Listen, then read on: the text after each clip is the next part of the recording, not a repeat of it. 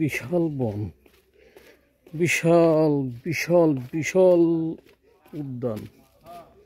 কত প্রকারের গাছগাছালি যে আছে এখানে বলে শেষ করা যাবে না। মানুষও আসতেছে ঘোরার জন্যে। তো আমাদের টিমের সবাই উপরে, আমি একটু নামলাম এদিকটা ভিডিও করার জন্য। বন্ধুরা,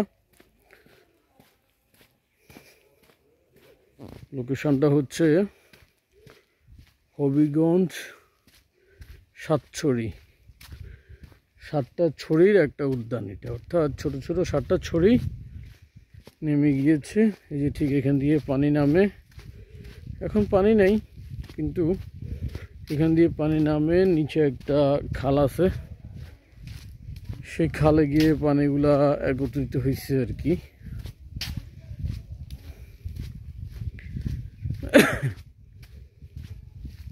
তো আমার পাহাড়ি পথ এক্সপ্লোর করার একটা ইচ্ছে ছিল। যাই হোক, একটা সুযোগ এসছে আজকে। এই যে ছড়ির পানিগুলো এভাবে যাচ্ছে আর কি, গিয়ে ওই যে নদী আছে, নদীতে পড়ে। নদী মানে খাল, অত বড় নদী না আর কি।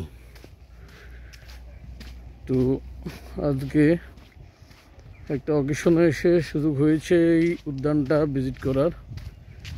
তো যতটুকু সম্ভব আমি আপনাদের সাথে শেয়ার করার চেষ্টা করছি। যদি হবিগঞ্জ কাউর আসার সুযোগ হয় তাহলে সাতছড়ি এসে ঘুরে যেতে পারেন। ফ্যামিলি নিয়ে, গ্রুপ নিয়ে, অফিস গ্রুপ নিয়ে আসতে পারেন।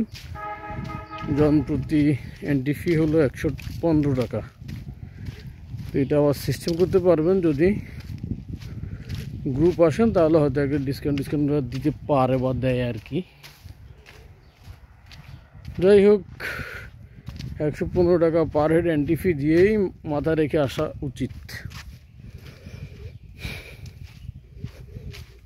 এই যে বন্ধুরা, শুনশান নীরবতা, কোনো লোকজন নাই।